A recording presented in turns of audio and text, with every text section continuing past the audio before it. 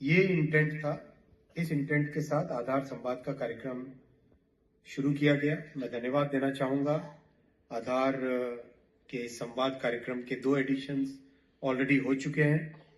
जितने भी participants government की तरफ से, गवर्नमेंट से बाहर से जितने भी पार्टिसिपेंट्स आए, उन सबको मैं धन्यवाद देना चाहूंगा। मैं साथियों 3 इंपॉर्टेंट पॉइंट्स आपके सामने रखना चाहूंगा। पहला पॉइंट है,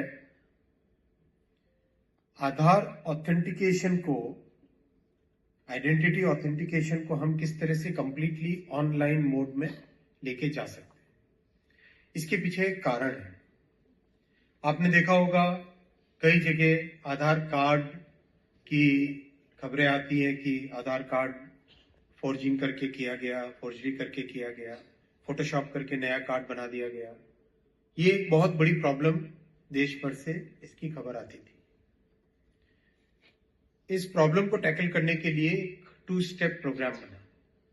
2 स्टेप प्रोग्राम में जब मिस्टर सौरभ गर्ग जी सीईओ थे आधार अथॉरिटी के, यूआईडीआई के, तब फेस ऑथेंटिकेशन इंट्रोड्यूस किया गया। फेस ऑथेंटिकेशन एक non intrusive, easy to use method है। आजकल मोबाइल फोन सबके पास है। डिजिटल इंडिया के कारण, 4G और 5G के कारण सब जगह डेटा की कनेक्टिविटी सब जगह अवेलेबल है देश भर में। उस बेसिस पे एक नया तरीका बना जिससे कि इजीली ऑथेंटिकेशन हो सके। अब सेकेंड इसका स्टेप था, ऐसी इजी टू यूज ऐप बने जो कि बहुत क्विकली मिली सेकेंड्स में ऑथेंटिकेशन कर सके क्यूआर कोड यूज करके, और किसी को अपना कार्ड होटल में हो, फंक्शन में हो, ट्रैवल के टाइम में हो, वहां पे अपना कार्ड नहीं देना पड़े, कार्ड की फोटोकॉपी नहीं देनी पड़े। ये थॉट प्रोसेस है। इसकी शुरुआत आज हो रही है। जो नया ऐप बना है, इस ऐप को अभी मैंने डेमो भी देखा यूज करते हुए। बहुत अच्छा ऐप बना है, बहुत ही इजी टू यूज है, बहुत ही इंट्यूटिव ऐप है। ये प्राइवेसी प्रिजर्व्ड है। जो हमारा डेटा प्रोटेक्शन का लॉ बना है, डीपीडीपी एक्ट, उसके सारे प्रोविजंस को इसमें इनकॉर्पोरेट किया गया है। ऑनरेबल सुप्रीम कोर्ट के जो पुट्टुस्वामी जजमेंट में सारे कंस्ट्रेंट्स रखे गए थे, जो 4 वॉल्स क्रिएट की गई थी प्राइवेसी की, वो सारे के सारे कंस्ट्रेंट्स इसमें इंक्लूडेड है। इसमें इसका कंप्लायंस इसमें हो रहा है। एज वी गो फॉरवर्ड, इस ऐप का यूज करने से अधिक ऑनलाइन ऑथेंटिकेशन होगा। That is our objective. ये पहला पॉइंट आप सबके सामने रखना चाहूंगा, और इसमें आप इस कॉन्फ्रेंस के दौरान अपने सुझाव भी दीजिएगा किस तरह से इस ऐप को और अच्छे तरीके से उपयोग में ला सकते हैं। How can we make it more user friendly? How can we improve the usage of it? Can we think of integrating it with variety of very popular payment apps के साथ इसका इंटीग्रेशन हो सकता है क्या? टिकटिंग एप्स के साथ इसका इंटीग्रेशन हो सकता है क्या? क्या हम इसका इंटीग्रेशन किस पॉपुलर जो शो के टिकट्स बुक करने वाले होते हैं एप्स, उनके साथ इंटीग्रेशन कर सकते हैं क्या? ये सब पॉइंट्स भी आप लोग इस डिस्कशन में आज अपने विचार रखना, जिससे कि आइडियाज आपके आएंगे, आपके आइडियाज को लेके और अच्छा बेहतर एक फ्रेमवर्क बन सके। ये मेरा पहला पॉइंट था। सेकंड पॉइंट फ्रेंड्स आपके सामने मैं रखना चाहूंगा। आज के इस युग में एक नई क्रांति आ रही है, एआई की क्रांति। It's a totally new, I would say new industrial revolution which is happening. और एआई का जो यूज है इंडस्ट्री की वर्ल्ड में आज से 15 साल 20 साल पहले भी होता था।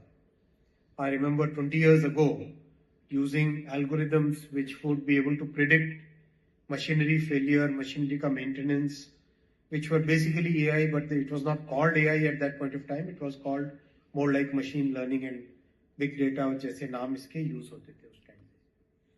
आज जो AI का नया फॉर्म, नया मेथड, नया एक रूप हम सबके सामने है, उसका डे टू डे यूज सभी लोग करने लगे।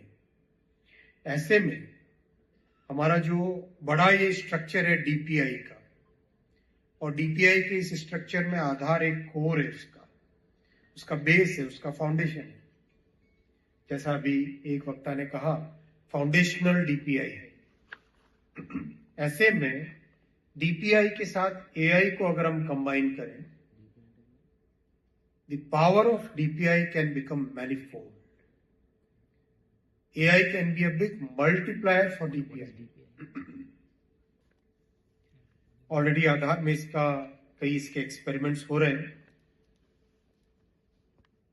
बहुत ही केयरफुली प्राइवेसी प्रिजर्व करते हुए, सेफ्टी और डेटा की सिक्योरिटी को देखते हुए कैसे हम एआई का उपयोग कर सकते हैं, वो मैं रिक्वेस्ट करूंगा सभी आज के पार्टिसिपेंट से, आप सबसे। अपने व्यूज आप दीजिए, अपने थॉट्स शेयर करिए, आइडियाज लाइए। उनका उपयोग करके डीपीआई में एआई का कैसा यूज करें हम, उसको हम लोग एक फ्रेमवर्क बनाना चाहेंगे आपके सहयोग से। ये सेकंड पॉइंट था। Last third point I would like to present before you is, जब आधार का लॉ बना था तब हमारे पास डेटा प्रोटेक्शन का और प्रिवेसी का एक हॉरिजॉन्टल लॉ नहीं था। तब एक बेसिक प्रिवेसी का लॉ देश में नहीं था। अब हमारे पास digital personal data protection act 2023 आज हमारे पास है और इसके रूल्स करीब करीब बन चुके हैं। जैसा कंसल्टेशन एक्ट बनाने के टाइम में हुआ था, उतना ही एक्सटेंसिव कंसल्टेशन रूल्स बनाने के टाइम में भी हुआ है। अब वो कंसल्टेशन करीब